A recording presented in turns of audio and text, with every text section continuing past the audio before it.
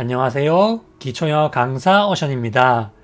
이번 영상에서는 영어를 말하는 방법에 대한 최고의 학습 방법에 대해 알아보도록 할게요. 먼저 영어를 학습하는, 특히 영어 말하기를 잘할 수 있는 최고의 방법이 무엇일까요? 어떻게 영어를 공부하면 영어를 가장 잘 배울 수 있을까요? reading, 반복, 그렇게 써주신 분도 계시고, 계속 읽기, 입으로 소리 내기, 실제로 말해보기. 읽기가 중요하다고 하시는 분도 계시고, 반복해서 읽어보고 소리 내어보기. 그런 걸 중요하다고 생각하시는 분들 많은데, 영어를 학습하는, 특히 영어 말하기를 학습하는 최고의 방법은 원어민과 같은 환경에서 모국어처럼 배우는 거예요. 그러면 원어민과 같은 환경에서 모국어처럼 배우는 게 어떤 것이냐? 첫 번째로 많이 듣는 거죠. 우리가 아기 때를 생각하면 아기 때는 말을 할 수가 없잖아요. 그러면 듣는 것을 엄청나게 많이 해요. 처음에는 말을 하지 않고 듣기를 굉장히 많이 합니다. 모국어 환경에서 많이 듣는다는 것은 영어만 듣는다는 것이에요. 우리처럼 한국어도 말하고 영어도 말하는 이런 환경이 아니라 단 하나의 언어, 영어만 듣는 환경에서 많이 듣는 것을 말해요. 그리고 듣는 것을 많이 하고 나면 조금씩 말하기 시작하죠. 그때는 어떻게 말을 하냐? 듣고 따라 말하기를 해요. 처음에는 단어부터 맘마, 엄마 뭐 이런 거부터 해가지고 조금씩 문장으로 발전해 나가죠. 엄마가 하는 말 또는 아빠가 하는 말 또는 주변에서 하는 말을 듣고 따라 말하는 과정. 이게 모국어의 두 번째 과정이겠죠. 그리고 세 번째는 틀리게 말했을 때 늘 곁에서 틀린 것을 고쳐줄 사람이 필요해요. 그게 주로 누구냐면 엄마나 아빠죠. 특히 어릴 때는 어머니가 많이 돌보기 때문에 내가 틀리게 말하면은 엄마가 그것을 고쳐서 반복해서 말을 해줘요. 그러니까 어릴 때는 계속 많이 듣고 하나의 언어만 많이 듣는 거예요. 그리고 들은 것을 하나씩 따라 말하기 시작하고 똑같은 것을 계속 반복해서 말하죠. 그리고 틀리게 말했을 때 늘 곁에서 틀린 것을 고쳐줄 사람이 필요한 거죠. 두세 살 때부터 말을 한다고 치면 두세 살 때부터 초등학교를 갈 때까지 또는 초등학교 가서도 틀리게 말하는 게 있다면 계속 고쳐주는 그런 환경에서 계속 언어를 접하는 거라고 보시면 되겠습니다. 그러면 우리는 원어민과 같은 환경에서 모국어처럼 영어를 배울 수 있을까요? 일반적인 경우에는 그러기가 쉽지 않겠죠? 그렇다면 우리는 어떻게 영어를 공부해야 되냐? 그것에 대해서 생각해 보도록 할게요. 우리는 한정된 시간에 한국어를 쓰면서 살고 있는데, 그렇다면 우리는 어떻게 영어를 학습해야 할까요? 원어민과 똑같이 학습이 가능하다면 그렇게 하면 되겠지만, 우리는 영어만 듣는 환경에서 살 수도 없고, 그리고 내가 틀렸을 때 옆에서 계속 고쳐줄 엄마 또는 아빠 또는 주변 사람이 없죠. 그렇기 때문에 원어민과 같은 환경에서 영어를 배운다는 것은 쉽지 않은 일이에요. 우리는 어떻게 해야 되냐면, 지금부터는 제 생각이에요. 이것이 유일한 방법은 아니고 제 생각을 말씀드리는 거예요. 우리는 한정된 시간에 공부하기 때문에 수준에 맞게 단계별로 학습을 하실 필요가 있어요. 여기서 중요한 것은 수준에 맞게 단계별로 해야 된다는 건데, 이게 왜 중요하냐면, 첫 번째, 내 수준에 맞는 쉬운 것 또는 내가 소화할 수 있는 수준에서 공부를 하셔야지 흥미를 느끼고 지속적으로 공부를 할 수가 있어요. 그리고 시간 낭비를 최소화할 수 있는데, 이건 무슨 말이냐면은 내가 쉬운 것도 잘 모르는데 너무 어려운 거에 시간을 투자한다는 것은 사실은 효율성이 별로 없다는 말이죠. 너무 어렵기 때문에 제대로 이해도 안 되고 흥미도 깎이고, 그렇기 때문에 별로 좋지가 않다는 말씀이에요. 그래서 수준에 맞게 단계별로 학습을 하자. 처음에는 쉬운 거부터, 거기서 조금씩 수준을 높여가자. 이게 처음 영어를 배울 때 또는 처음 외국어를 학습할 때 바른 방향이라고 저는 생각하고 있습니다. 두 번째는 효율적인 다양한 방법을 활용해서 공부하자 이거거든요. 유튜브를 보거나 아니면 많은 선생님들이 이렇게 말하는 분이 있어요. 이것만 하면 영어를 잘할 수 있다. 이렇게만 하면 무조건 영어 된다. 이렇게 말하는 게 있는데 그렇게 말하는 것은 저는 올바른 방향이 아니라고 생각하거든요. 제가 말씀드리고 싶은 것은 언어를 학습함에 있어서 또는 영어를 학습함에 있어서 단 하나의 왕도는 없다고 생각해요. 굳이 한 가지로 완성하는 방법이 있다고 하면은 그것은 실생활에서 자주 사용하는 모든 문장을 외우는 거예요. 내가 모든 문장을 접하고 외우고 거기에 익숙해지면 약간 원어민이 언어를 배우는 것과 같이 학습을 하는 게 되겠죠. 그게 가능하다면 그 하나의 방법으로 충분히 영어를 잘 할 수가 있어요. 하지만 저는 그것이 그렇게까지 효과적이지 않다고 생각하거든요. 우리와 같이 한정된 시간에 한국어를 쓰며 사는 사람들, 그러면서 영어를 공부하는 사람들에게는 그것이 최선의 방법은 아니라고 생각해요. 왜냐하면 내가 어떠한 개념을 알고 다양한 문장을 접하는 것과 아무것도 모르는 상태에서 그냥 많이 접하는 것은 효율성에서 차이가 난다고 생각하거든요. 그렇기 때문에 저는 개인적으로 단 하나의 방법으로 영어를 공부하는 것은 좋지 않은 방법이라 생각하고 효율적인 다양한 방법을 활용하라고 말씀드리고 싶어요. 그러면 이제 어떤 방법이 좋은지에 대해서 설명을 드릴 거예요. 이것은 영어를 이미 잘하는 분들을 위한 설명이 아니라 영어를 처음 학습하시거나 기초가 부족하신 분들한테 좋은 학습법, 효율적인 말하기 학습법을 설명드리는 거예요. 그러면 바로 설명드릴게요. 첫 번째로 패턴 영어, 두 번째로 구조, 세 번째로 통함기. 저는 이 세 개가 정말 중요하다고 생각하는데 만약에 이 중에서 하나만 하겠다라고 하면 저는 패턴 영어를 먼저 하시는 것을 추천드려요. 패턴 영어가 뭐냐면 자주 쓰는 말을 패턴으로 알아두고 단어 또는 표현을 바꾸면서 응용을 하시는 거예요. 내가 자주 쓰는 말을 어떠한 패턴 구문으로 만들어 놓고 거기서 단어를 바꿔 쓸 수 있게 연습을 하시면은 정말 다양한 말을 할 수 있거든요. 패턴 영어의 장점은 어려운 문법을 몰라도 단순하게 자주 쓰는 말을 그대로 외워서 응용해서 다양한 말을 할 수 있다는 거예요. 어려운 문법을 몰라도 된다는 게 패턴 영어의 가장 큰 장점이에요. 이런 상황에서 이런 말을 할 때 이렇게 쓰면 되는구나. 일단 외워두고 다양하게 응용해보고 다양한 문장을 접해보는 거죠. 그리고 구조학습. 여기에서 구조라는 것이 어떻게 보면 문법과 같거든요. 근데 모든 디테일한 문법을 다 공부하라는 말이 아니라 회화에 필요한 기본적인 구조를 알아두면 좋다는 거예요. 영어에서 가장 기본적이고 핵심적인 구조를 알아두면은 패턴 영어로 해결되지 않는 것들을 어느 정도 채워줄 수가 있어요. 어렵고 복잡한 문장을 말할 때 필요해요. 어렵고 복잡한 문장을 말할 때 필요하거든요. 모든 문장을 다 구조를 생각하면서 말할 필요는 없어요. 하지만 어려운 문장을 말할 때는 구조를 생각하면서 말을 합니다. 그리고 구조를 알아두면은 새로운 문장을 접했을 때 그 문장이 왜 그렇게 쓰이는지 알기 때문에 훨씬 더 쉽게 받아들이고 학습하실 수가 있어요. 그리고 통함기 문장이라는 게 있는데 이것은 그냥 문장을 통째로 외워서 써야 된다는 말이에요. 통함기 문장은 어떤 거냐? 매우 자주 쓰는 말, 그리고 속담 또는 관용적인 표현들 있죠.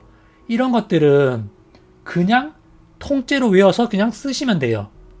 그러면 각각의 예문을 가지고 어떤 말은 어떤 방식으로 말하면 좋을지에 대해서 한번 생각해 보도록 할게요. 첫 번째로 나는 수영을 할 줄 몰라. 이런 말을 한번 해볼 건데 나는 수영을 할 줄 몰라 라고 말할 때는 패턴 영어를 쓰는 게 좋을까요? 구조를 쓰는 게 좋을까요? 통째로 암기해서 쓰는 게 좋을까요? 제니캉님 구조, 류정님 구조, 금년님 패턴, 재훈님 암기, 애나님 패턴, 꼬꼬님 패턴, 인선님 패턴, 소프님 패턴. 사실 정답은 없어요. 사실 정답은 없습니다. 패턴으로 해도 되고 구조로 해도 되고 이런 문장을 통째로 외웠으면 그 문장으로 해도 돼요. 그런데 저 같은 경우에는 나는 수영할 줄 몰라 라고 말할 때 패턴으로 쓰거든요. 그러면 나는 수영을 할 줄 몰라 영어로 뭘까요? I can't swim. 그렇게 하는 방법도 있어요. 근데 제가 의도한 나는 수영할 줄 모른다는 것은 나는 수영하는 방법을 모른다 이런 말이었거든요. 그래서 저 같은 경우에 나는 뭐 하는 방법 몰라, 나 뭐 할 줄 몰라 이런 말 할 때는 I don't know how to 동사 원형 구조를 써요. I don't know how to 동사 원형 구조를 쓰면 나는 동사 원형 하는 방법을 몰라요 라는 뜻이 되거든요. I don't know how to 동사 원형에서 동사 원형 자리에 수영하다라는 말만 써주시면 문장이 되는 거예요. 수영하다가 영어로 swim이죠. 따라서 I don't know how to swim. I don't know how to swim 이라고 말씀하시면 돼요. 저 같은 경우에는 뭐 할 줄 모른다 하면 자동적으로 I don't know how to를 써야 돼 있구나. 이게 몸에 배어 있거든요. 그러면 바로 I don't know how to 다음에 수영하다는 말을 그냥 써서 문장을 만들어요. 솔직히 이런 말을 할 때 한국어를 생각하지 않고 바로 패턴으로 나옵니다. I don't know how to swim 이라고 말하면 돼요. 그리고 내가 만약에 수영을 할 줄 모른다라고 할 때 그런 능력이 없다. 나는 수영을 할 수 없다. 그런 능력이 없다라고 할 때는 I can't swim 이라고 말씀하실 수도 있겠죠. 그런데 이런 문장을 구조로 들어가게 되면 어떻게 되냐면 아까 전에 제니캉님이 말씀해 주신 것처럼 주어 동사 목적어는 맞아요. 근데 목적어 자리에 오는 how to 동사 원형을 알려면은 명사 구도 알아야 되고 to 부정사도 알아야 되고 그런 것들이 복합적으로 나오거든요. 근데 패턴으로 하면은 뭐 어렵게 뭐 to 부정사 이런 말을 할 필요가 없어요. 그냥 I don't know how to 동사 원형 자리에 동사만 바꾸면서 말하면 된다. 그렇게 되겠죠? 그럼 마찬가지로 나는 운전할 줄 모른다 하면은 그냥 동사 원형 자리에 운전하다라는 말을 써주시면 돼요. I don't know how to drive가 될 거고 나 요리할 줄 모른다 하면 I don't know how to cook 이라고 말씀하시면 되겠죠. 그리고 나는 김치 만드는 방법 모른다 하면 I don't know how to make kimchi 이런 식으로 말씀하시면 돼요. 이런 것은 패턴으로 학습하는 게 좋다고 생각합니다. 근데 그것만이 정답은 아니에요. 두 번째로 나를 화나게 하지 마 이런 말 할 수 있겠죠.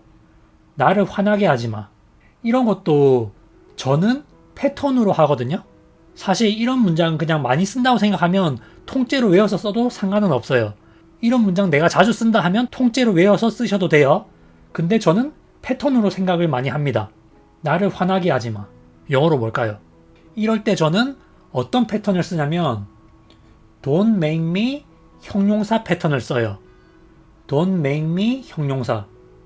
나를 형용사하게 만들지 마. 나를 형용사하게 하지 마. 이런 뜻이 되거든요. 형용사 자리에 화난이란 뜻의 형용사만 써주시면 돼요. 그러면 이게 어떻게 되냐? Don't make me angry 또는 angry 대신 mad 쓴다고 하면 Don't make me mad 라고 말씀하실 수도 있겠죠.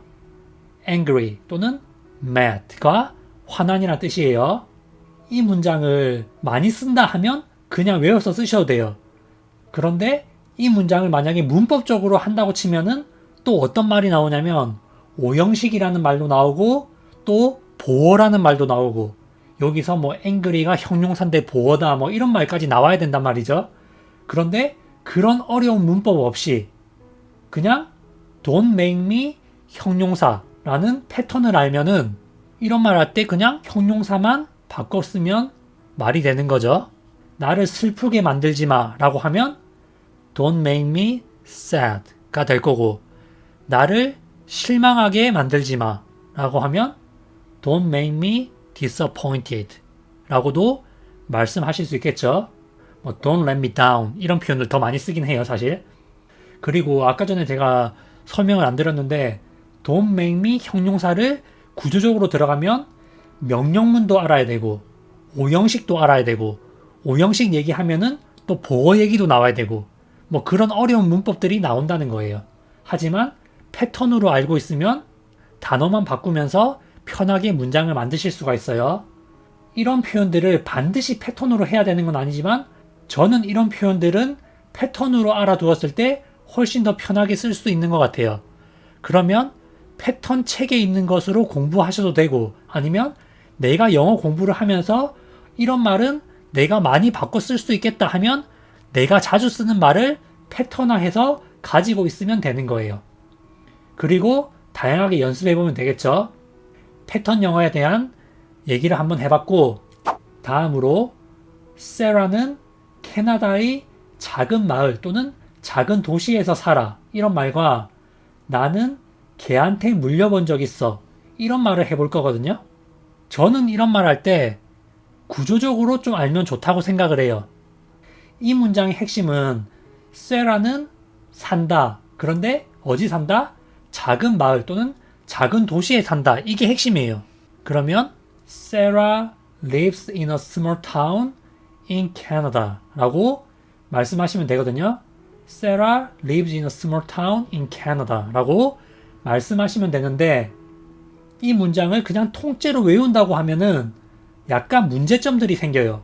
어떤 문제점이 생기냐? Sarah 다음에 lives 할 때 s가 왜 붙었는지 그리고 in a small town 할 때 왜 in을 썼는지 in Canada 할 때 왜 in을 썼는지 그리고 한 문장에 왜 in이 두 번 들어갔는지 이런 것들을 또 생각을 해야 되거든요. 기본적인 문장 구조, 현재형에서 동사를 어떻게 쓰는지에 대한 구조적인 것을 알고 있으면 Sarah 다음에 lives, s를 붙인 것이 이해가 될 거고 그리고 전치사를 사용하는 방법에 대해 알고 있다면은 in a small town 또는 in Canada 라고 할 때 왜 in을 썼는지도 이해를 할 수가 있겠죠. 그렇기 때문에 이런 문장 같은 경우에는 어느 정도 기본적인 구조를 알고 있으면은 말할 때도 더 편하고 정확하게 쓸 수가 있어요. 그냥 문장을 외워서 쓰는 방식으로 하면 전치사를 잘못 쓰는 경우도 생길 수가 있거든요. 그렇기 때문에 이런 문장은 구조를 알면 좋다라고 저는 생각하고 있습니다. town, city, village의 차이는 뭔가요? 이건 제가 정확하진 않은데 제 느낌상으로는 village가 가장 작은 개념, 그 다음에 town, 그 다음에 city 이 정도의 크기 차이라고 생각이 듭니다.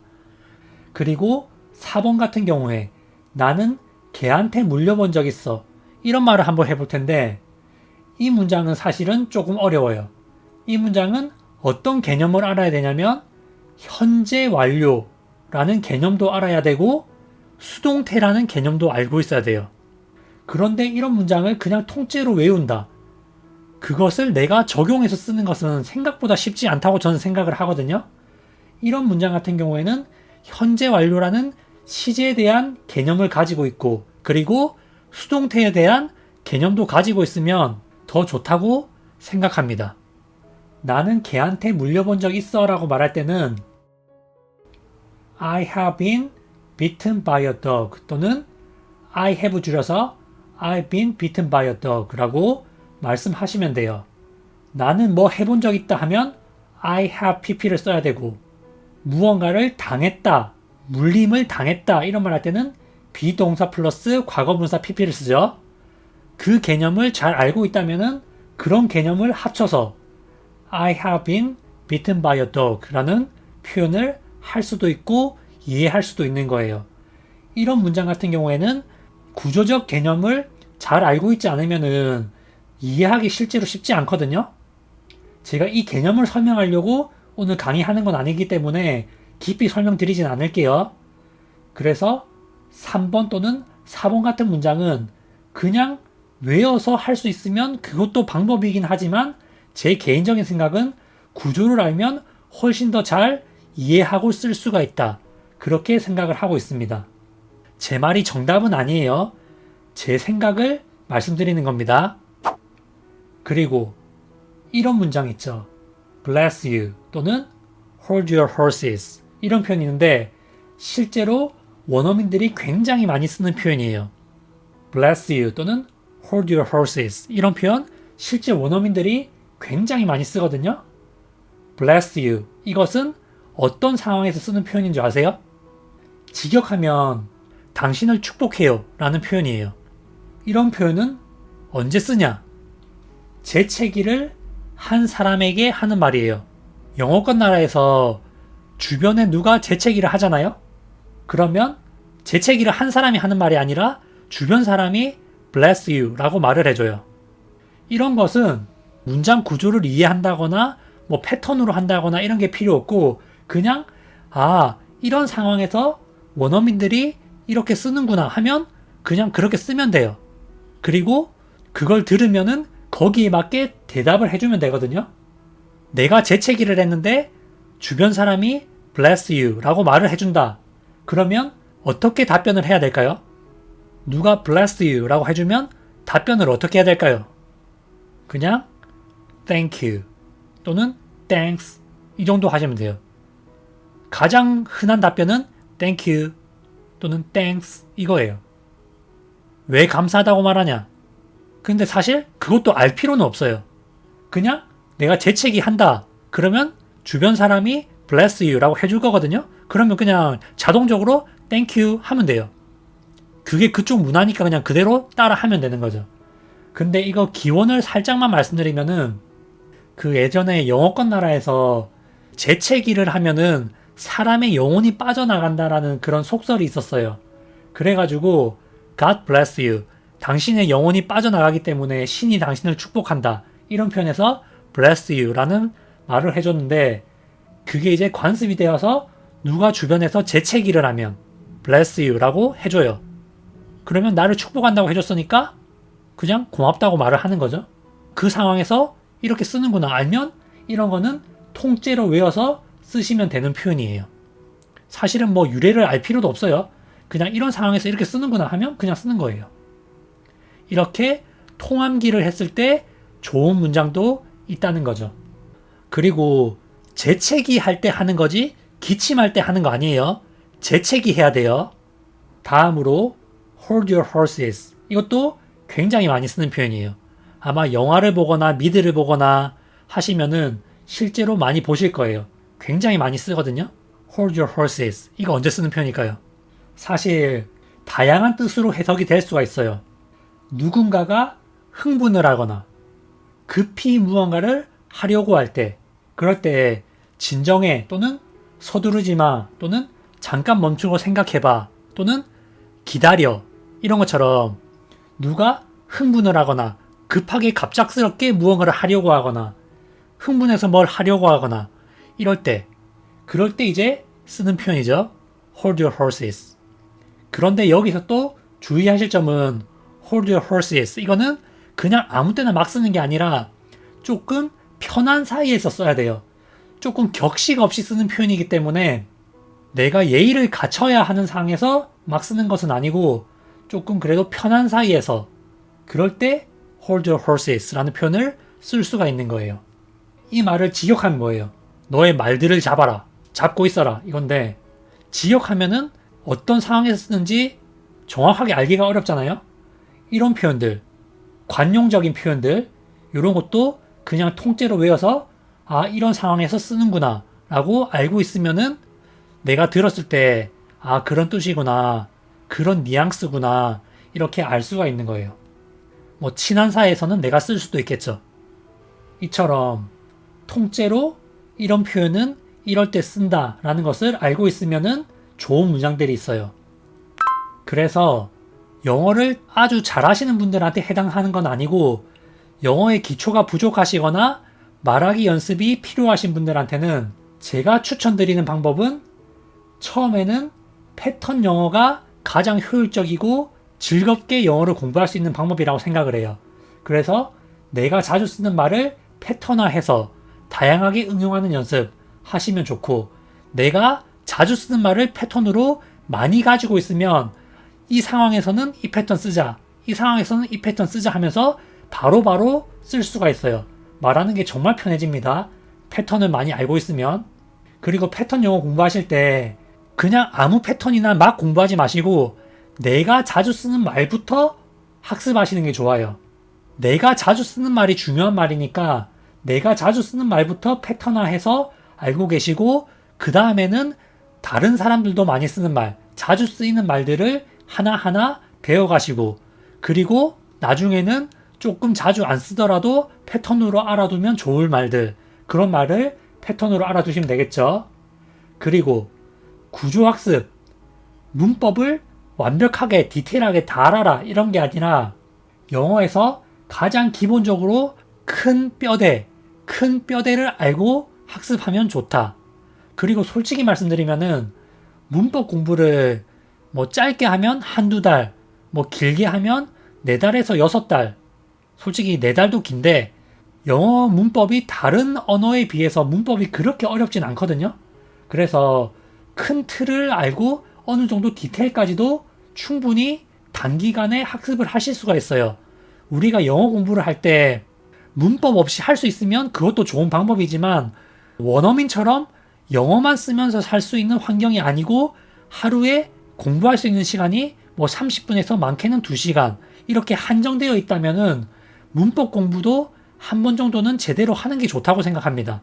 우리가 영어 공부를 몇 년에서 몇십 년을 해야 될 텐데 그 시간을 놓고 봤을 때 뭐 한 달에서 4달, 길게 6달은 그렇게까지 긴 시간이 아니라고 생각하거든요. 그렇다고 문법 공부할 때 6달 동안 문법만 공부해라 이런 말씀 드리는 게 아니라 패턴 공부하면서 시간 쪼개가지고 조금씩 문법도 같이 공부하자. 공부해서 안 좋을 이유는 없어요. 제가 생각할 때. 그래서 문법도 어느 정도 공부하면 좋다라고 말씀드리고, 그리고 통한기 문장. 우리가 정말 자주 쓰는 말. hello. 그냥 인사할 때 hi, hello 할 때 왜 hi라고 하는지, 왜 hello라고 하는지 이유 몰라도 쓸 수도 있잖아요. 헤어질 때 그냥 bye, see you 하는 거. 그거 그냥 헤어질 때 하는 말이니까 그냥 한다고 생각하면 되잖아요. 맞죠? 그런 말을 다 일일이 구조를 분석하고 단어 뜻을 분석하고 할 필요가 없어요. 그냥 만났을 때 hi, hello 한다. 헤어질 때 see you, take care 이렇게 말한다. 그러면 그런 상황에서 그렇게 쓰는구나 하면 그냥 쓰면 되는 거예요. 그리고 속담 같은 거 또는 관용적인 표현들. 해석을 해도 정확하게 그 뜻을 알 수가 없죠. 그렇기 때문에 속담이나 관용적인 표현은 이런 말은 이럴 때 쓰는구나. 이런 말은 이런 뜻을 가졌구나. 이렇게 생각하시면서 많이 알아두시면 좋겠죠. 제가 추천드리는 것은 진짜 자주 쓰는 말은 통째로 그냥 외워서 쓰시고, 내가 패턴화해서 바꿔 쓸 수 있는 문장들은 패턴화해서 알아두면 좋다. 그리고 장기적인 영어 학습에서 구조를 알고 있으면은 통암기 하는데 도움이 돼요.